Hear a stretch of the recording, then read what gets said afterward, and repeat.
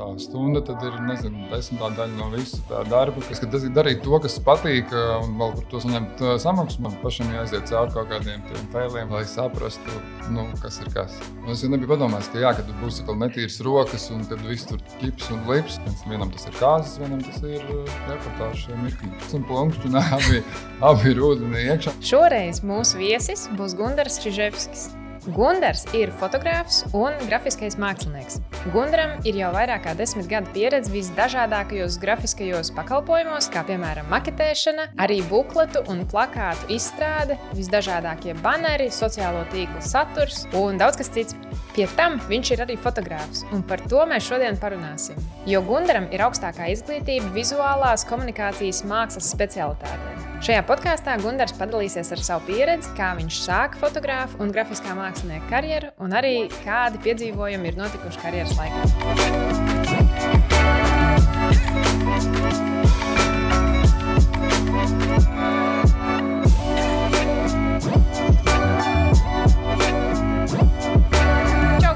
Prieks tevi satikt Liepājā, mūsu lieliskajā studijā. Čau, Agate, man arī prieks būt pie tevis.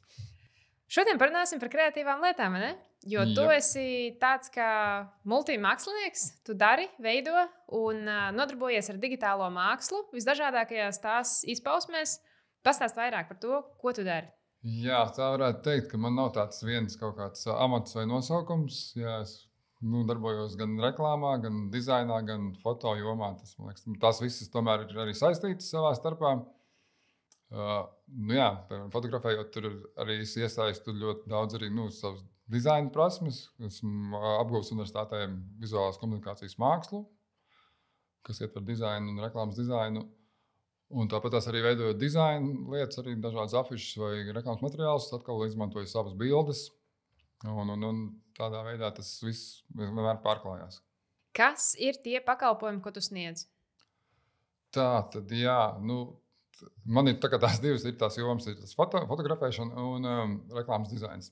Tad kā fotogrāfs es piedāvāju kāzu fotografēšanu, tad ir fotosesijas, pasākumu foto, reportāžas foto, tāda veida.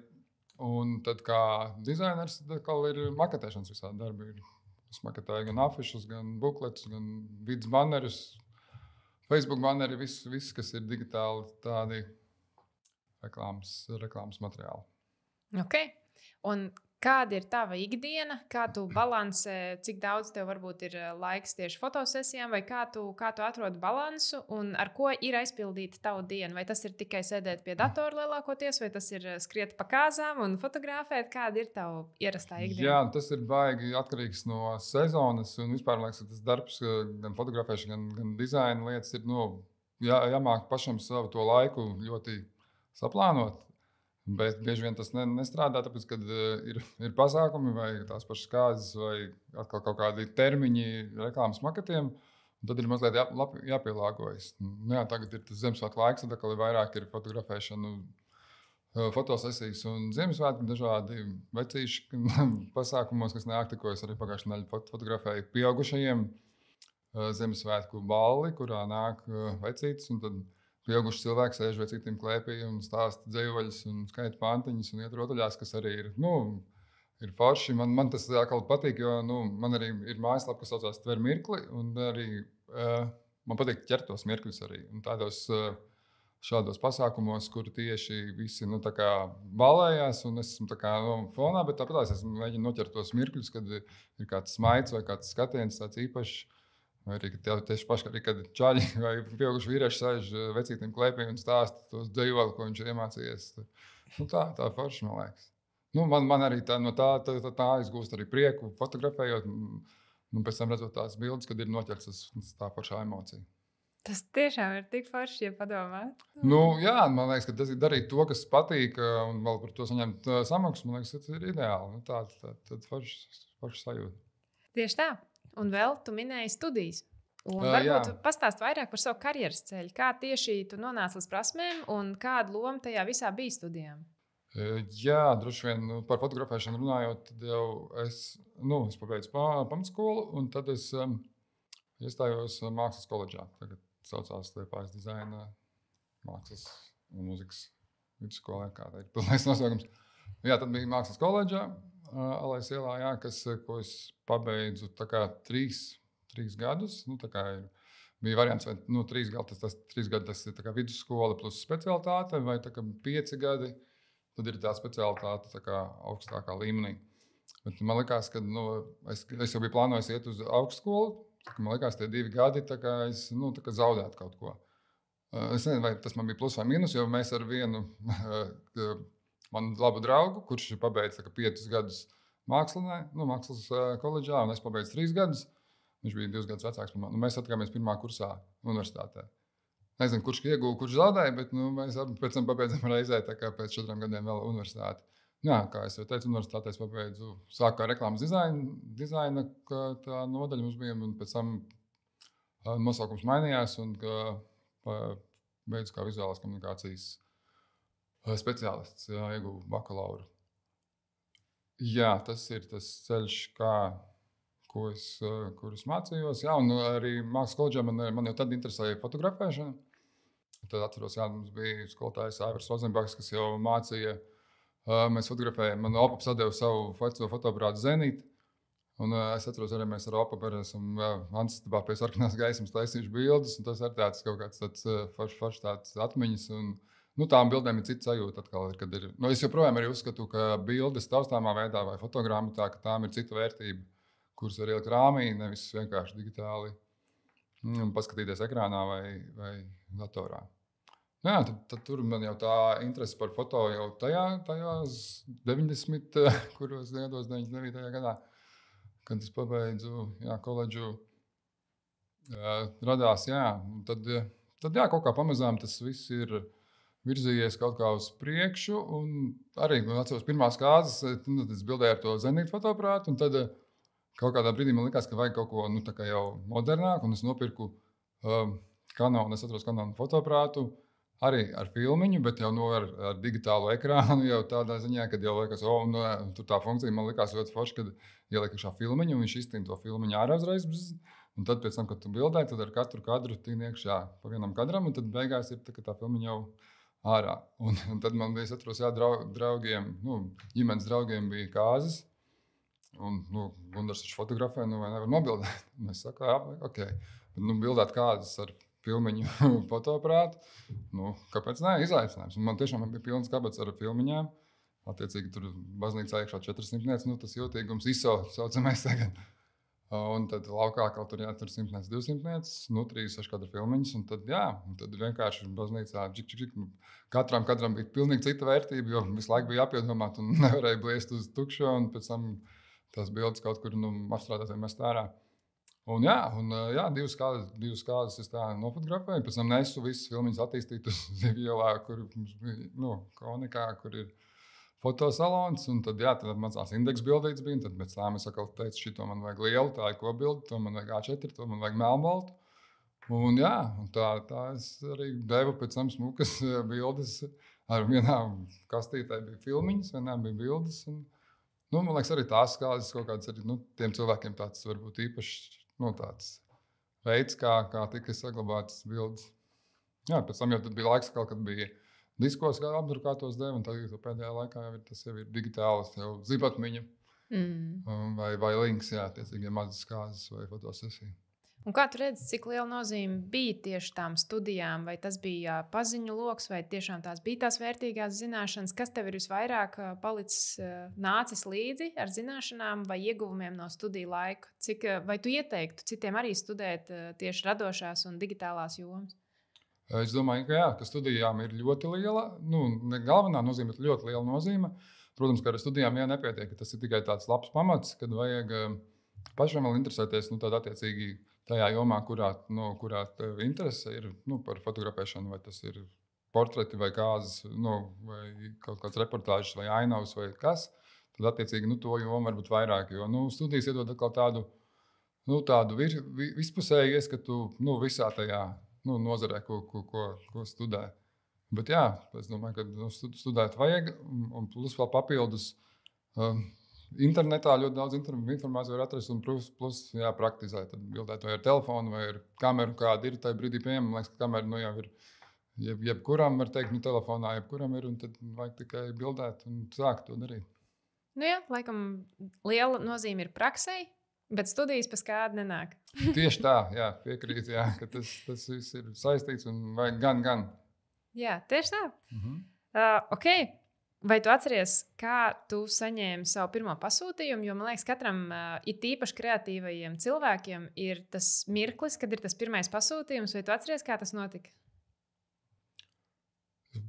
Tāds konkrēts, es nezinu, man liekas, ka nevar baigi tā nodalīt, kad man tas datums, kad es sāku bildēt tā kā, nezinu, oficiāli vai kā, man liekas, tas arī bija tās kāzas, kad es, tā kā sāku bildēt, tā kā ārpus, tā kā tādu tuvu draugu loku, tas jau ir tomēr, tur attāli ģimenes radi, vai ne, kuri precās. Viena māsa precējās, pēc tam otra māsa precējās. Man liekas, ka, jā, ka tās kāzas arī bija tādas, kas manī, ka es sapratu, ka es varu bildēt, ka cilvēkiem patīk bildes manas, kā es to redzu, to pasākumu un cilvēkus. Un jā, tas ir mans karjeras varbūt tas sākums. Tad sanāk, ka ir jāsaka visiem, jāizkliedz visai pasaulē, kad ir tā lieta, ka patīk fotografēt, ka patīk šīs lietas, un tad arī tas dabīgi kaut kā nāks. Tie pirmie pasūtījumi atnāks daļa tīri tās deksmes. Es domāju, ka jā, jo tad, es arī ticu tam, ka īstie cilvēki satiekās ne tikai attiecību jomā vai kaut kādās tādās lietās, bet arī darba sfērās. Un, tam, kam ir jānotiek, tas notiksies. Tie cilvēki satiksies. Jā, bet ir jādod par sevi ziņu. Ja tu vienkārši savā nodevā kaut kur, lai arī cik labi tu fotografē, vai ja tu neviens par tevi nezina, tad tas var palikt tādā mazā apjomā.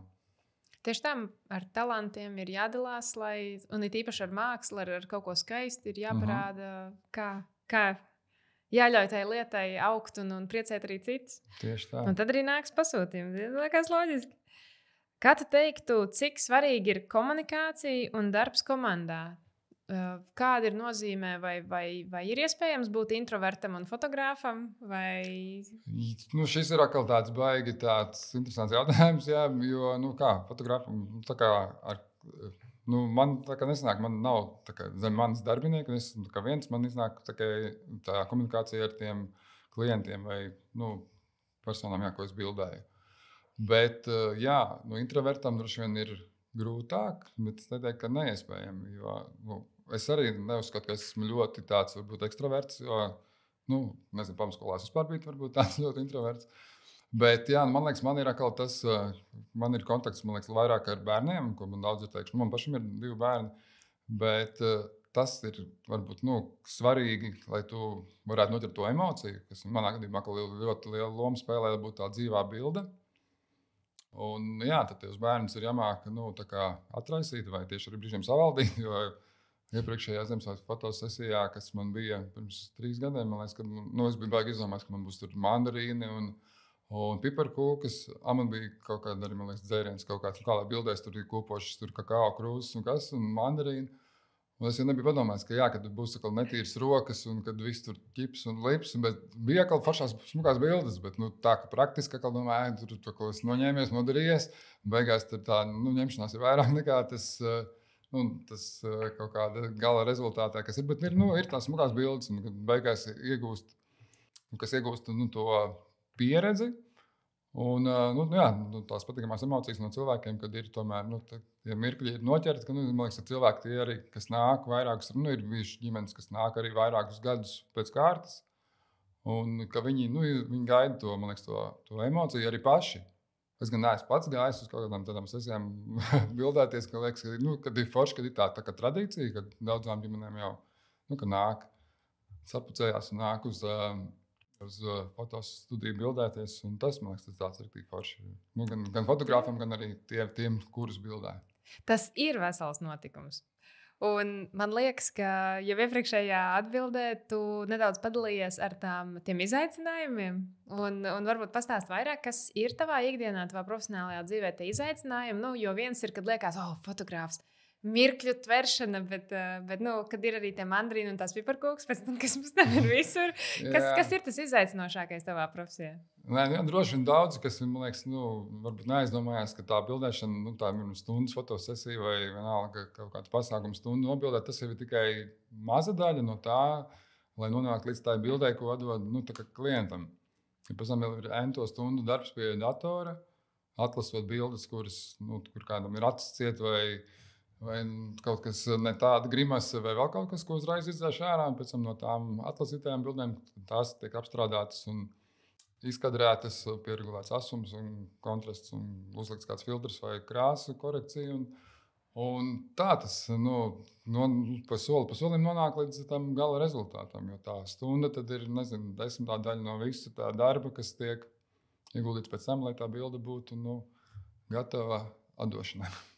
Jā, tas, ka laikam cilvēkiem ir grūti saprast, cik vēl laiks ieiet visā tajā pēcapstrādē. Tas ir arī ļoti liela daļa no tās fotosesijas. Tas nav tā, ka tu samaksā par to stundu, tu aizej un viss ir gatavs. Tieši tāpēc, ka cilvēki nesaprot, kāpēc tā stundas cena ir tik. Liekas, ka fotogrāfs ļoti daudz nopelna, ja viņš stundā tur kaut kādu X summu saņem. Bet tad sadalot uz tām stundām reāli, kas tiek pavadīts pēc tam strādājot, tad tā summa, cilvēks vēl pēc tam, tad parēķinot, saprot, tomēr, ir adekvāti. Tā. Tieši tā. Kas ir tas kaifīgākais? Kāpēc ir tās dienas, kad ir mandarīna piparkūks pa gaisu un kaut kas varbūt noiet ne tā? Bet tad ir tie kaifīgie mirkļi, tas, kāpēc tu to dari, kas tev ir, kur slēpjas tas kaifs, kas tev iekustina sirsniņu, turpināt darīt to un vēl ieplānot fotosesijas, un kas tev ir tas motivators šim visam? Tā ir dažas tās atsauksmes, ir cilvēki, kas nedalās, kas vienkārši, okay, ir saņemts bildes, ir viss forši, vai, es nezinu, kāda ir tā viņu sajūta saņemot bildes, bet ir tās atsauksmes. Un tad, pagājušajā vasarā arī kaut kādā brīdī bija kaut kāds brīvāks laiks starp visiem darbiem. Es biju izdomājis, ka es vienkārši iešu ielās. Es biju atklājis, es jau zināju, ka savai kamerai man ir funkcija tāda, ka es varu dabūt bildes uzreiz uz telefonu. Sasinhronizēt tā, kad es bildēju un momentā bildē pārsūtās uz telefonu. Un es biju izdomājis, ka es iešu cilvēkiem uz ielas vienkārši klāt un piedāvāšu 5 minūšu fotosesiju bez maksas ar iespēju apsturzaku bildes uz telefonu. Bet man arī tā kā es esmu tomēr arī tāds, tomēr introverts, tāds pret svešiem, pret tādiem pazīstamiem cilvēkiem jākā savādāk. Bet iet klāt citiem cilvēkiem uz ielas ir jāsaņemās, man bija jāsaņemās. Un tad bija arī tās reakcijas ļoti dažādas, kad tur divas meitenes, piemēram, promenādē tur sēž, forši, nobildējamies rītīgi smuki, paprast telefonu numuru, aizsūt WhatsAppā bildes, viss smuki, jo vakarā jau ir tur bija tāds mazs noteikums, protams, reklāma, kad liekam klāt manu tur to hashtag un manu mājaslapu un tā. Viņas jau bildes jau ir internetā, viss priecīgi, es priecīgs un apusēji. Ir cilvēki, apmēram, es eju klāt pie gulba dīķa ar kaut kādas 2 sievietes, liekas, būtu smukas bildes būtu. Nē, ko jūs man traucējat? Viņi varbūt tur atnāk uz klusumā pasēdēt, kāds cilvēks tur nāk klāt. Tāpēc, ka ir baigi dažādi. Tad man atkal liekas tā, ko es te vispār daru. Pēc tam bija kaut kāda ukraiņu ģimene arī bija. Tur man bišķiņ žēl bija, sabildēja ritīgi smuki tos cilvēkus. Un viņi man iedod tā telefonu numuru. Kaut kas tur, tā kā es tās bildes aizsūtu, bet kaut kas tur tā kā nesūtās, nevar saprast internets vai kas. Un tā arī neaizgāja. Tas otrais čeks neparādījās. Es nezinu, jūs IT speciālisti, kāpēc? Man liekas, ka viņi tās bildes nesaņēma. Tas varbūt tikai tāpēc, ka kaut kas tur, kad telefonu numuri vai kaut kā viņi bija atbraukuši uz kaut kādu laiku, un tas telefonu numurs bija tikai kaut kāds uz brīdi vai kā. Bet, tas man likās, ka man bija tāds pats izaicinājums, kad pārvarēt sevi un iet klāt citiem cilvēkiem un pareklamēt sevi, dot prieku citiem un tad to feedback dabūt atpakaļ. Un tad arī tev sanāk notvert priekš sevīm to mirkli, kad ir tas patīkamās tās emocijas, kad ir kāds labs mirklis notverts un cilvēkiem forši, ka viņi ir arī notverti mirklī. Jā, un pēc tam to daloties ar kaut kur. Arī bija forši arī, kad, man liekas, kāds otrais, trešais cilvēks bija kāds pazīstams, kāds paziņa, tuvāks vai tālāks ar bērniem tur. Kaut kāda bija bilde ar ratiem un kā. Tad atkal tāda bišķiņa brīvāka, tad atkal nāc nobildēties, man tur tāda 5 minūšu fotosesija. Un tas tā, forši, man patīk tā komunikācija, ka pretī arī tāds pats cilvēks, kas ir, ķer to mirkli, ka ir iespēja bildēties tieši tagad, nevis pēc stundas vai pēc mēneša, bet tagad. Tas nekas, ka tev varbūt tur nav īstā frizūra, varbūt, vai make-ups vai kas, bet tas ir dabīgi. Tieši tā.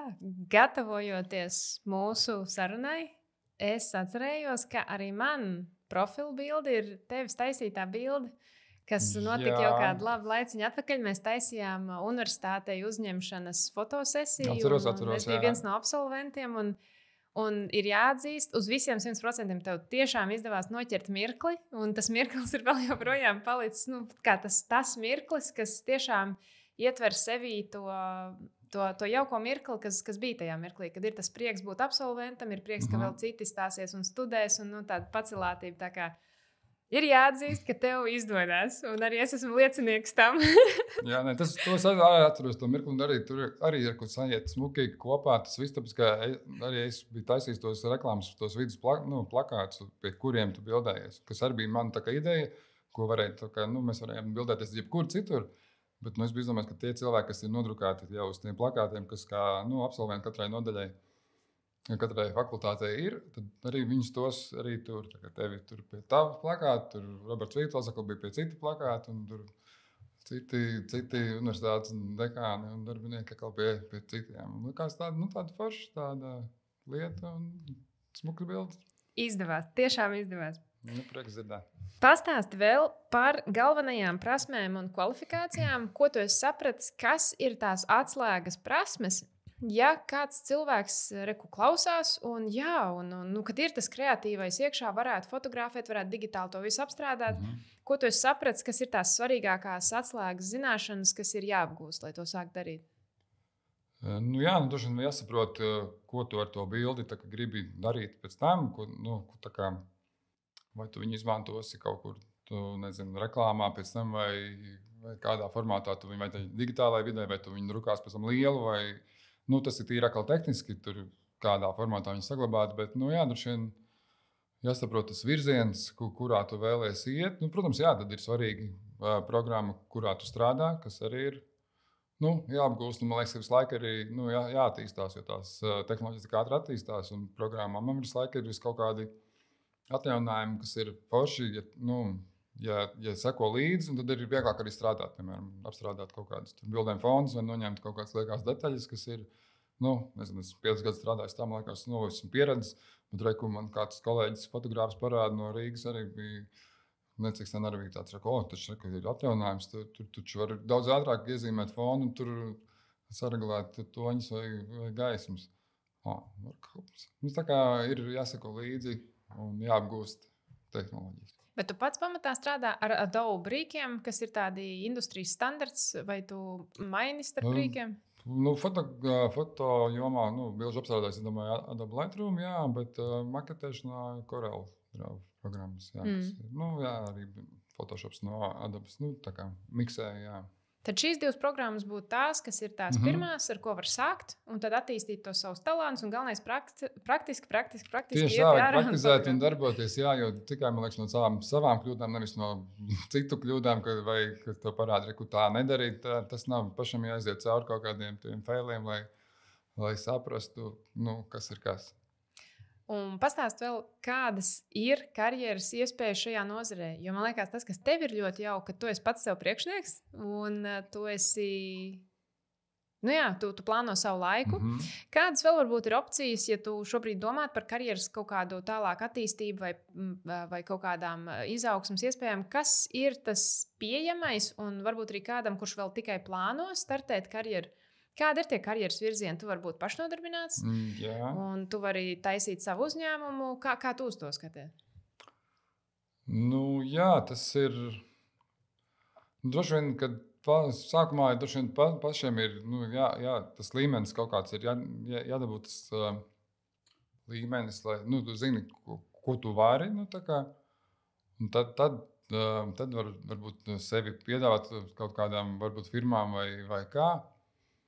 Jo, man liekas, manā gadījumā tā, ka mani cilvēki, mani atrod tie cilvēki, kuri zina, kā es bildēju, kas esmu bildējis kādiem citiem uzņēmumiem vai draugiem, radiem, vai paziņām, vai kam. Un tad tā pie manis nonāk.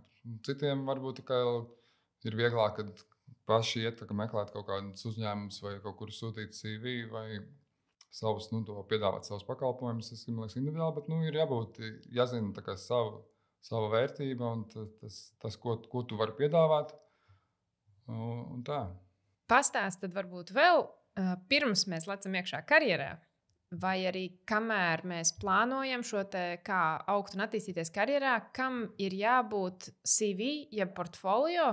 Ja, piemēram, tagad klausās kāds cilvēks un arī ir šī apņēmība, ir jau prakse, jau sāk kaut ko fotografēt. Kam ir jābūt tajā portfolio? Vai tur ir drīzāk kaut kāda viena veida fotografijas vai visu, lai tu parādi visu to klāstu, ko tu vari, visu arsenālu? Kā tu skaties uz savu CV un uz savu portfolio, kam tur būtu jābūt? Portfolio svarīgi, kad ir no katras tās jomas, ja tev ir portreti vai reportāži vai fotosesijas kaut kādas, tad attiecīgi no katra tā žanra ir vismaz dažas bildes. Attiecīgi tas cilvēks, kas meklē varbūt kādu savu darbinieku vai attiecīgi kādu fotografu, tad viņš zina, viņš portrets bildē tā, ainavas tā, vai reportāžs viņam iznāk, kā tur noķert mirklis vai tieši nesanāk. Viņš varbūt ir labs fotogrāfs, kā portreta fotogrāfs, bet noķert mirklis varbūt sanāk vai nesanāk. Katram ir, man liekas, tomēr ir kaut kāda tā sava niša, kurā viņš ir spēcīgāks. Vienam tas ir kāzas, vienam tas ir reportāžas vai mirkļi. Un vai tev ir kāds mīļākais projekts vai kaut kāda interesantākā pieredze, kur tev ir izdevies noķert mirkli? Jā, varbūt tādi ir dažādi, bet šis piemērs, ko es varbūt tikko atcerējos, ka tas varētu būt gan kā labs tāds mirklis noķerts, laba bilde, labs kadrs, bet tāpat laikā tas varbūt atkal ir kaut kāda pieredze. Kaut kas tāds, kas varbūt ir kā fails, bet tajā pašā laikā, kā uz to paskatās. Tās, man liekas, bija kādas, nevis pagājušajā gadā, bet aizpagājušajā gadā. Arī, mēs pāris visi, tur Zaksā visi sabildējamies, visi ir smuki, visi vedēji, visi smuki apacējušies, braucam uz karostu, tā kā fotosesija.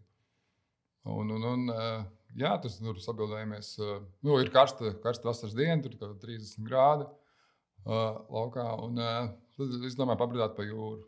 Sabildējamies tur krastā, tur kāpās, viss skaisti, un tad pa jūru, un tad tur līgavens, viņi tur darās un čubinās un kaut kā tur pauzē, tur šā un tā, un tad viņš labi gribēdams līgavens, gribēja to līgavu atgāzt, tādā atliecienā uz muguru.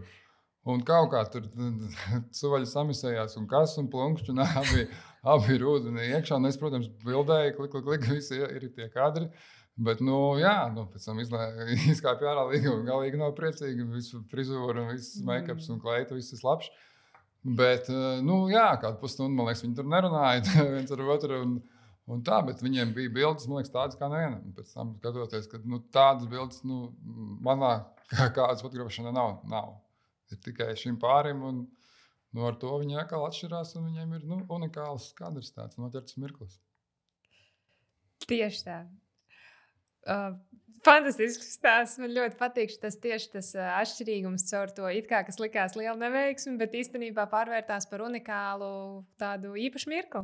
Tieši tā. Tas ir kā uz to paskatās. Varēja jau tur kaut skandāls un šķiramies vai ne, bet reku ir bilde un viss ir skaisti. Kāda šobrīd ir tendence? Kā ir ar fotosesiju? Kas šobrīd ir tas ejošais vai tas, kas šobrīd ir aktuāls? Jo man liekas, arī fotografijā ir, kad nāk un iet un kaut ko cilvēku dara vairāk. Vai šobrīd tās ir fotosesijas, vai tas ir miljoniem kāzu, vai ko šobrīd cilvēks grib? Man liekas, ka šobrīd, es nezinu, man liekas, vai tikai es to redzu. Tā, tas, man liekas, ir jebkurā jomā, ja tu kaut ko dari, nezinu, vai nopērc mašīnu un tādu konkrētu marku, tu redzi tieši visu laiku to. Tā kā šobrīd ir tas Ziemassvētku fotosesiju laiks, tad man liekas, ka šogad vai arī es tikai to pamanu, kad ir ļoti daudz fotostudijas. Ir ļoti daudz skaistas fotostudijas un daudz, man liekas, fotografē. Tas ir arī savu veidu pluss, mīnus. Un tie cilvēki, droši vien, tie, kas iet bildēties, viņi ir sadalās droši vien kaut kā.